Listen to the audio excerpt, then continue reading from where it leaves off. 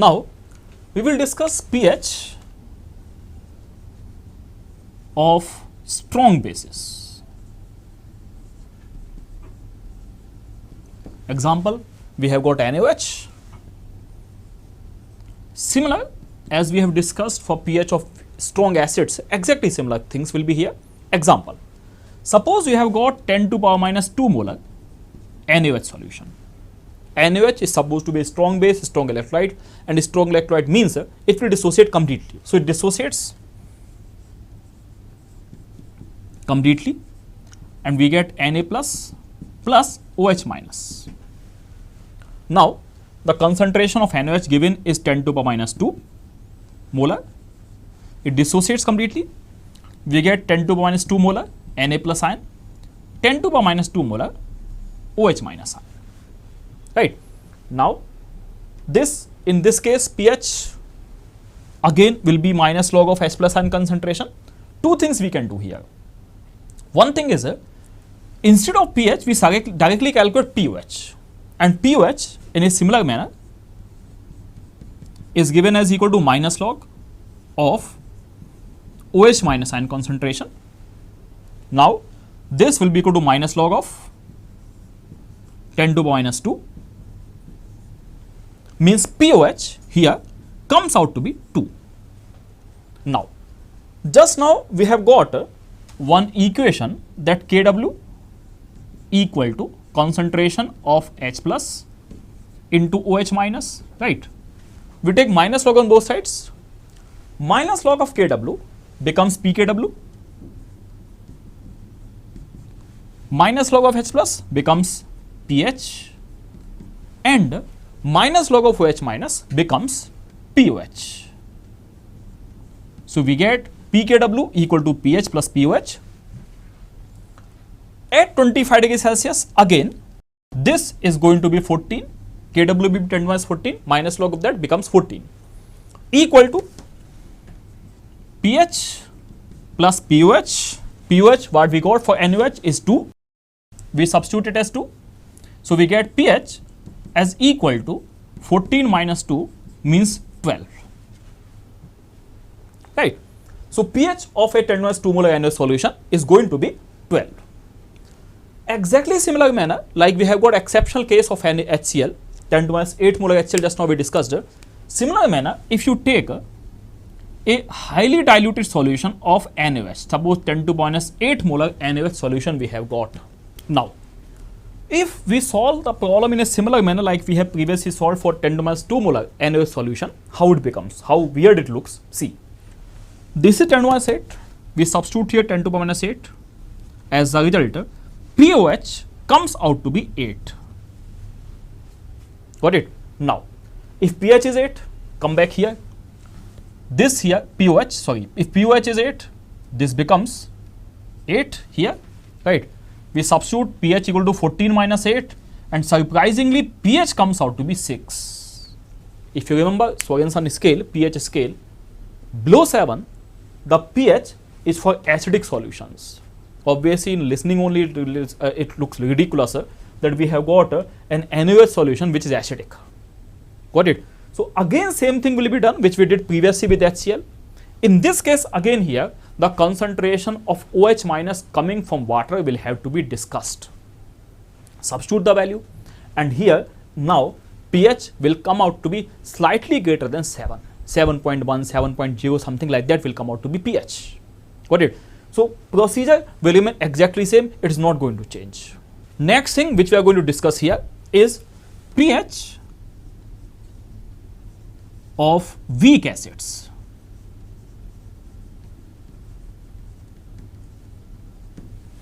Example, we pick up here acetic acid, that's a standard moderately weak acid, not very weak, not very strong, so moderately weak acid. This one we will discuss here. Weak acids are those acids which do not dissociate completely, and an equilibrium is established between them, between the undissociated acid and the dissociated acid. How? See that part. Acetic acid we take, it will establish an equilibrium to give acetate ion, and H plus ion. We take one moderately weak acid and we say the concentration of acetic acid here is C. We know one term is used to show how much of the acid is dissociating, and that is called degree of dissociation. We assume here the degree of dissociation of acetic acid is alpha. So this will be C into 1 minus alpha. So concentration of acetate ion in the solution will be C alpha, as well as H plus ions, it will be C alpha. Now, because this is an equilibrium, we'll have some equilibrium constant also. Equilibrium constant for dissociation of acids is known as Ka. It is called as Ka. And Ka for this will be equal to concentration of acetate ion into concentration of H plus ion upon concentration of acetic acid, undissociated one, which has not dissociated at the time of equilibrium establishment. Right, now we substitute the values. This becomes C alpha into C alpha upon C into 1 minus alpha. What did CC get cancelled? So we get it as equal to C alpha square upon 1 minus alpha. Now, one thing you can observe here, that in this type of cases, quadratic equation will be formed, which mostly, otherwise we should say normally, are quite difficult to be solved. And if the question comes in IT exam where you have got approximately, or any exam where you got approximately 1.5 minutes, 2 minutes, or maximum 2.5 minutes to solve the problem, solving quadratic equation becomes a pain. Okay, so here we are going to take some approximations which simplify the equation as well as the calculations. Under what conditions we can take approximations, up to what limit we can take approximations, those things we will learn now. See it carefully. Suppose you are given a certain concentration for acetic acid. I'll tell you one simple approximation which is taken here. This we got as Ka, dissociation constant of acid, equilibrium constant of acid, equal to C alpha square upon 1 minus alpha.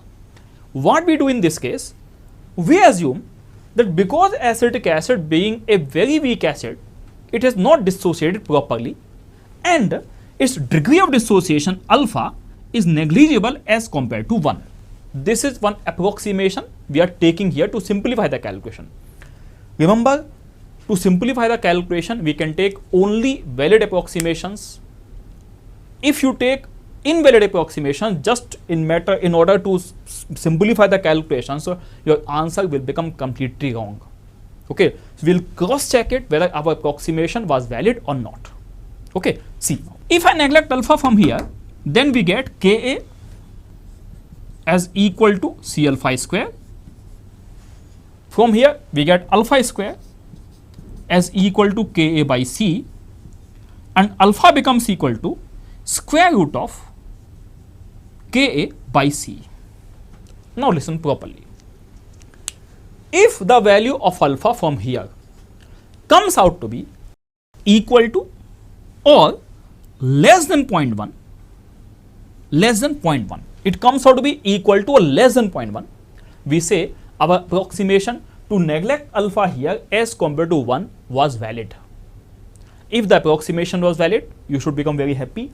What you have to do now, simply take this value of alpha, multiply with C, you will get C alpha. Right?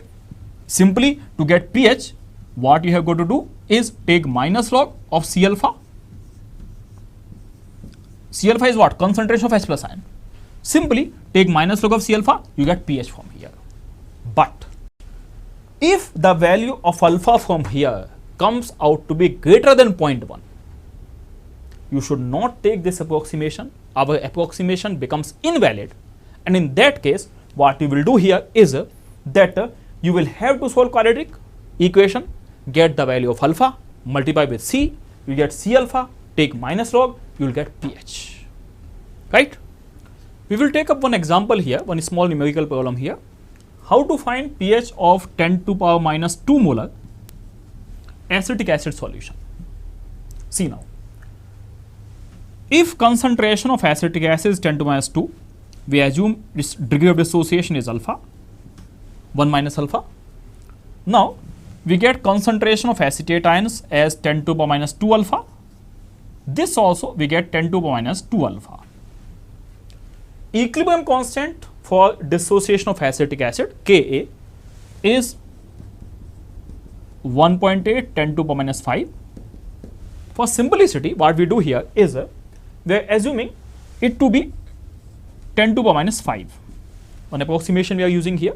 Now, Ka for this will be equal to concentration of acetate ion, which is 10 to the power minus 2 alpha, into concentration of H plus ion, which is 10 to the minus 2 alpha, upon it will be 10 to the minus 2 into 1 minus alpha.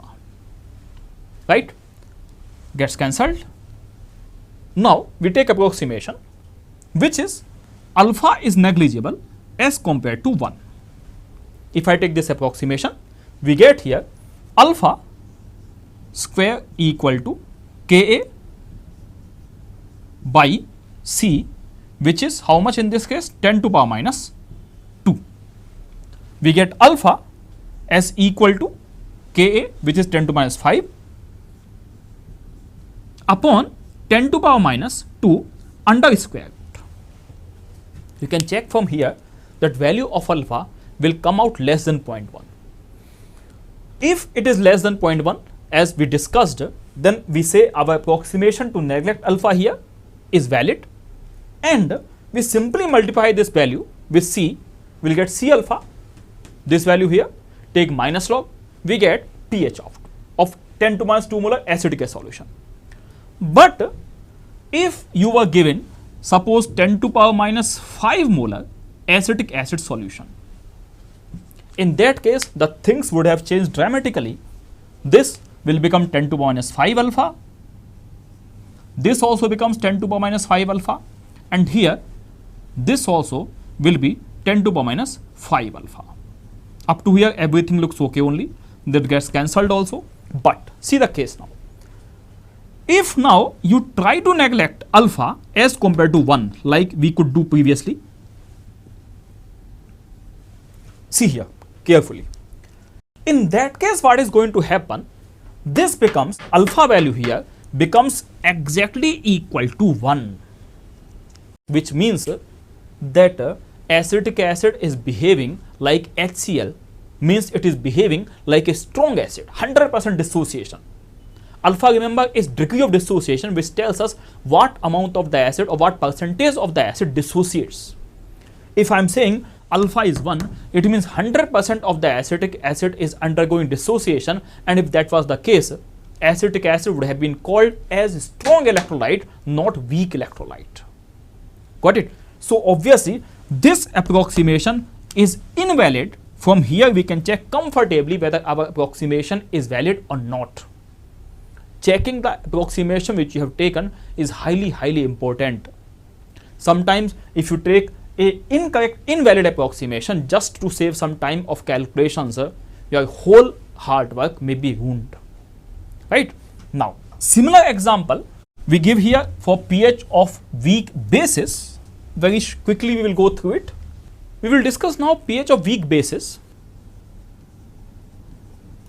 One of the examples of moderately weak acid is ammonium hydroxide. There is no difference basically in finding the pH of weak acids or weak bases. Exactly what we did for weak acid, similar thing we are going to do for weak base also. So quickly we will go through it. See, NH4OH establishes an equilibrium to give ammonium ion and OH minus ions. If concentration we take as C and its degree of dissociation is taken as alpha, we get it as C alpha and C alpha. Now we got equilibrium constant for this weak base, and equilibrium constant for the weak base dissociation is known as Kb. So we got Kb for this, and Kb for this will be equal to concentration of ammonium ion into OH minus ion upon concentration of NH4OH. Right? Now substitute the values. This becomes equal to C alpha into C alpha upon C into 1 minus alpha. Again same thing exactly, so you can check now, gets cancelled. We get Kb as equal to C alpha square upon 1 minus alpha. Similar case exactly like we got for previously weak acid. We have got here quadratic equation. We try to simplify this. We take approximation of neglecting the alpha as compared to 1, and now we get alpha as equal to Kb by C under square root, right? Exactly same thing you can understand now. If value of alpha comes out to be equal to or lesser than 0.1, we say our approximation to neglect alpha here is valid. Same thing we do, we multiply this C, we get C alpha, and minus log of C alpha is going to give you POH. Subtract from pKw minus POH will give you pH of this solution. This is how we get a pH of weak bases. Right, now one more type of questions are quite important here.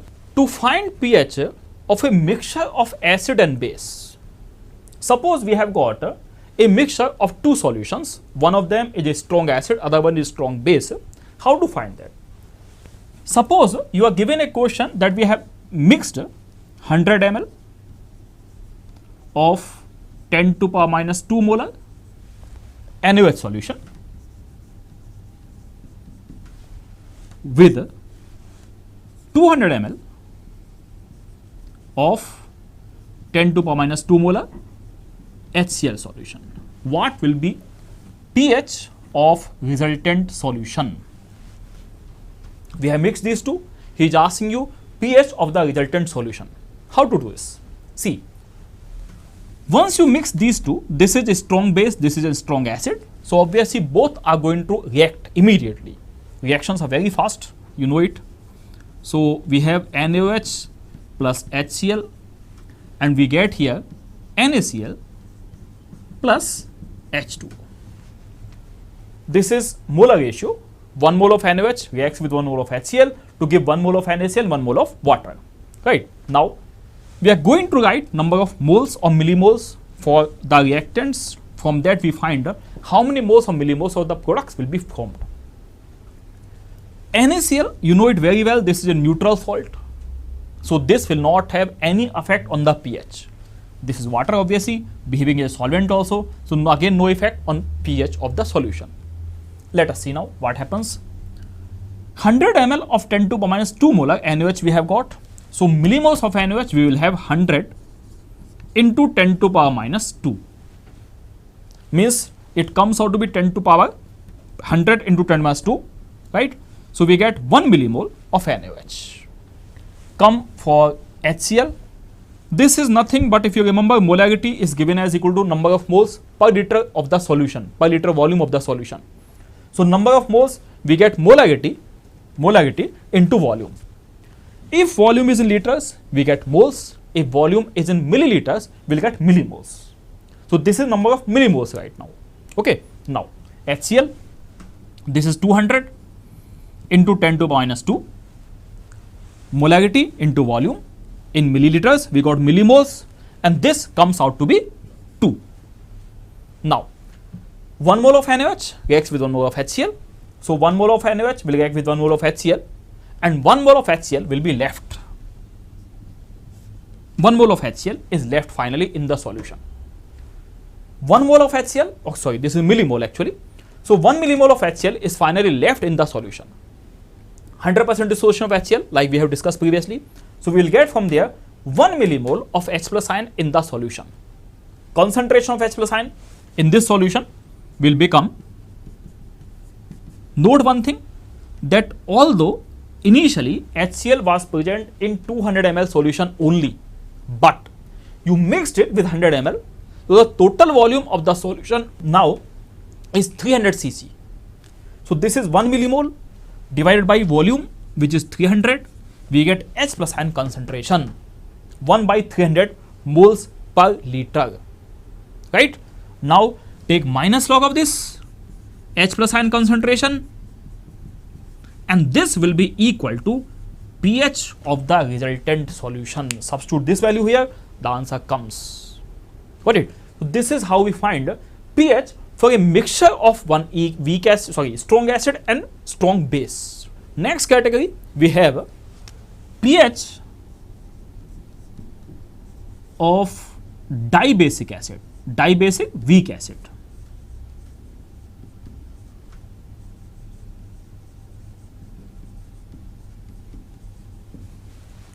One of the examples for this is H2CO3, carbonic acid. Now see, this is a dibasic acid, which means it can dissociate 2 times. Basically, it will produce 2 H plus ions. One more of this produces 2 H plus ions. That is why it is called dibasic. 100% dissociation is not possible. That's why called dibasic weak acid. Now, H2CO3, once it dissociates first to give H plus and HCO3 minus ions. Right? We assume concentration of H2CO3 given to you is C. The question is find the pH of a H2CO3 solution whose concentration is C moles per liter.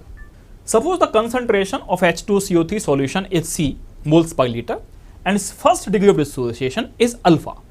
So we put here C into 1 minus alpha. Now concentration of H plus coming from first dissociation will be C alpha and bicarbonate ion will be C alpha. Now HCO3 minus can behave actually both as a acid as well as base. Here, because H2CO3 is a stronger acid as compared to HCO3 minus, it again goes dissociation, although the degree of dissociation is very less, but we show it again goes dissociation HCO3 minus and gives here H plus and CO3 2 minus ions. Now concentration of bicarbonate ion in this solution will be C alpha. Right? We assume degree of dissociation of bicarbonate ion is alpha dash. So it becomes C alpha into 1 minus alpha dash. Now we get it as C alpha alpha dash.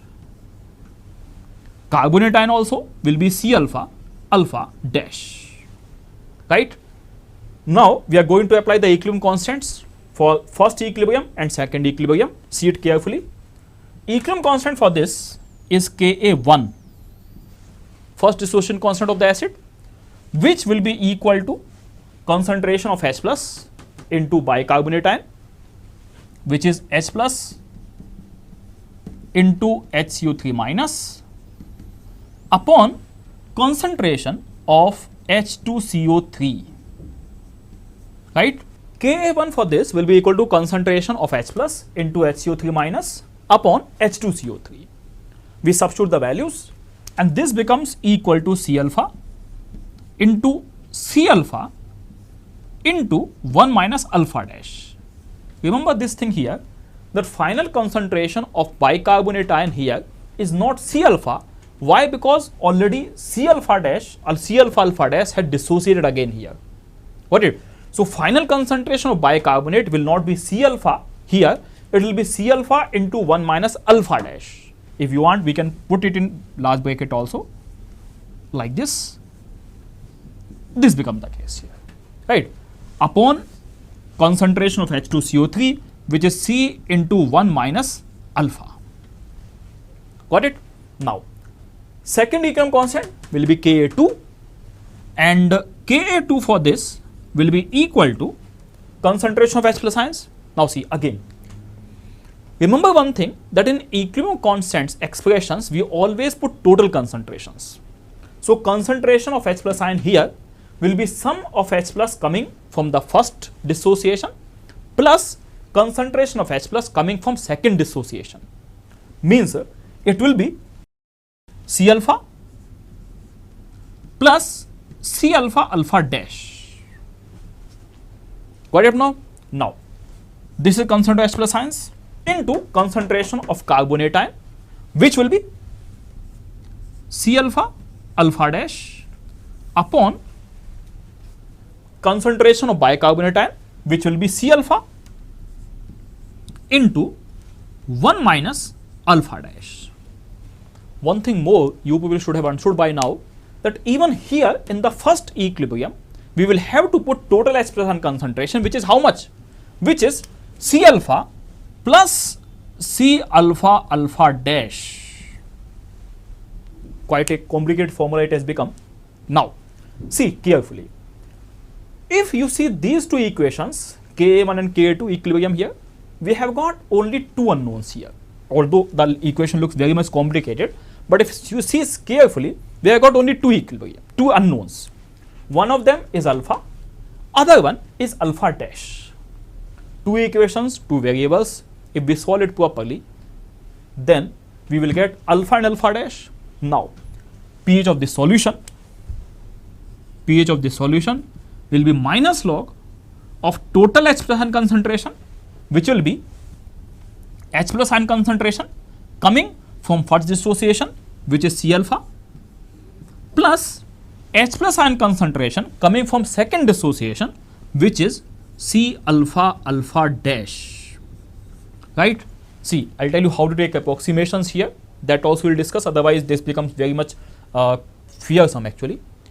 Now, we put equal to minus log. We take C alpha as common. We get here 1 plus alpha dash. Now, one small suggestion here. Usually, you can say 95-99% cases, the second dissociation is negligible. The weak dibasic acids, the second dissociation for them is negligible. Very, very less dissociation is there. So, what happens in those cases? Usually, in most of the cases, the second dissociation means alpha dash will be negligible as compared to 1. If we neglect it, see directly here, alpha dash if we neglect as compared to 1, we get pH as equal to minus log of what? C alpha. Right? So, there is actually no need to calculate alpha dash, but until unless you calculate alpha dash, it becomes difficult to calculate alpha. Now, we get minus log of C alpha.